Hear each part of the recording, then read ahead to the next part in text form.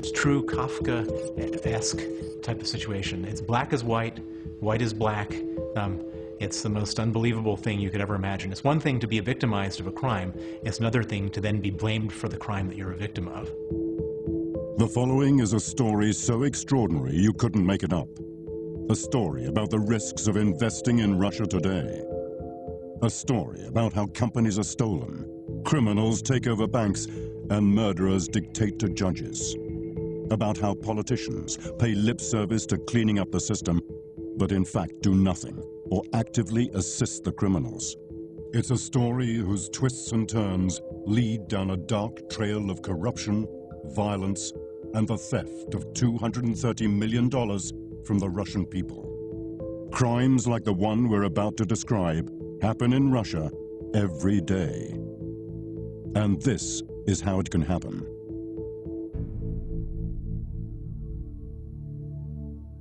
Hermitage Capital Management is an investment firm that started in 1996 to focus on the Russian equity market. And I founded it in partnership with the late Edmund Safra.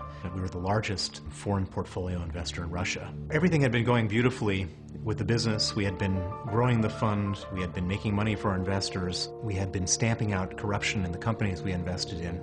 But as often happens when you step on enough toes, eventually certain people get angry with you. On November the 13th, 2005, when he was returning home to Moscow from a business trip, Bill Browder was refused entry at the airport. Later, he was told by the Russian authorities that he'd been banned from the country on the grounds of national security. I then tried using every friend and contact I have to get back into Russia. I had an interesting opportunity. I was attending the World Economic Forum in Davos in January 2007. And Dmitry Medvedev, who's now the president, who was then the first deputy prime minister, was making his official foreign debut. And at the forum, I had an opportunity to have a brief conversation with him where I asked him for help in restoring my visa. And he was responsive. He said he would help. He asked for a copy of my visa application. I thought with the help of the first deputy prime minister, my visa would be approved in no time at all. What happened next was very different from what Bill had expected. Enter Lieutenant Colonel Artem Kuznetsov of the Tax Crimes Unit at the Moscow Ministry of the Interior, who a few weeks after Bill Browder's appeal to the first Deputy Prime Minister Medvedev to reissue his entry visa, telephoned Hermitage. Lieutenant Colonel Artem Kuznetsov called up my head of research, and he said to him, "I understand that the CEO of your company wishes to get a visa to visit our country, and I'm responsible for writing the report. Before I write the report, I'd like to have an informal meeting, show you a few papers, ask a few questions. Depending on how you behave and what you provide in this meeting will be the determining factor in whether the visa gets issued or not." Hermitage rejected this extortion attempt and refused to meet or talk with Kuznetsov. But Kuznetsov had his own plans. On June the 4th, 2007, Lieutenant Colonel Kuznetsov led a team of 25 officers in a raid on the Hermitage Moscow offices, taking servers, computers, and documents. The official reason he gave for this raid was that one of the Hermitage companies, Kamea, had supposedly underpaid dividend withholding tax. This was not true. Not only had Kamea paid up its tax, but the Russian tax authorities certified in writing that it had overpaid them by as much as 4 million rubles. In addition to Kuznetsov raiding our offices, he then joined an ongoing raid on the same day at the offices of our law firm, Firestone Duncan. One of their young lawyers protested. Instead of trying to explain whatever their legal logic was, they took him into a conference room, beat him viciously, arrested him for resisting the search.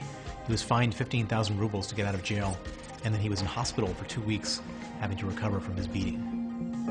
In fact, Kuznetsov's raids were the first part of the criminals' plan. A fishing expedition to find out the amount of Hermitage's assets and in which banks they were held. At the same time, Kuznetsov seized all of Hermitage's corporate documents and certificates. These official documents would be used by the criminals to steal the Hermitage companies. What happened next occurred without Hermitage knowing. The criminals went to the Russian courts in Kazan, St. Petersburg, and Moscow and obtained judgments against the Hermitage companies on the basis of forged contracts. They even used real lawyers, armed with bogus powers of attorney, to represent the Hermitage companies. Instead of defending the Hermitage companies, the lawyers pleaded guilty. Logos Plus and 2 other companies belonging to the criminals were fraudulently awarded hundreds of millions of dollars by the courts. Later, Hermitage discovered that the 3 individuals who'd been installed as the new directors of the stolen companies were criminals. Viktor Markelov, a convicted murderer, Valery Kurochkin, a convicted thief, and Vyacheslav Klebnikov, a convicted burglar. All 3 had been released from jail early by the Russian authorities. In total, 3 companies were stolen from the Hermitage Fund. According to the sham court judgments, together, the companies allegedly owed nearly $1.3 billion to the criminals' companies. The criminals could not have stolen the Hermitage companies or secured the judgments against them without the corporate documents and certificates seized by Kuznetsov in his raid of June the 4th and supposedly kept in his safe custody since then. Armed with the sham judgments, the criminals sent Kuznetsov to the banks to seize the assets. The one thing that this group of criminals hadn't bargained on was that there would be no assets there. So they put millions of dollars into this scam, bribing different officials, bribing judges, getting all sorts of people involved in this thing, and they got nothing. And so for a brief period of time, we felt very relieved and happy that they got nothing, and that was the end of the story. But it wasn't. Phase 2 of the criminals' fraud was to steal the $230 million of tax money already paid by Hermitage to the Russian authorities by claiming a tax rebate. This they did through the brilliant ruse of demonstrating that the $1.3 billion of alleged debt, which resulted from the sham court judgments, had wiped out Hermitage's profits in 2006. Within a mere 3 days of submitting the claim on the 24th of December 2007, Olga Tzime and Sergei Zemkushnikov, officials at the Russian tax office, authorized a staggeringly huge tax repayment of $230 million to the criminals. The largest single tax repayment in Russian history was made without a single question being asked. $230 million, which belonged to the Russian people, had been stolen by the criminals in an organized conspiracy supported by corrupt officials in the higher reaches of the Russian state. The Russian tax authorities paid the money into the criminals' accounts at 2 obscure banks, Universal Savings and Intercommerce. They covered their tracks, they laundered the money, and filed to liquidate the stolen Hermitage companies. Hermitage filed dozens of complaints at every level of the Russian state. Not a single institution or person on the Special Anti-Corruption Committee set up by President Medvedev has looked into the fraud against Hermitage. The most absurd part of the whole thing is that the only complaint that got any traction was one which we sent to the Russian State Investigative Committee. And what traction did that get? They blamed us for the tax crime. Meanwhile, for Bill Browder, matters took a further turn for the worse. Bill Browder has been put on the federal search list for standing up to corruption and organized crime.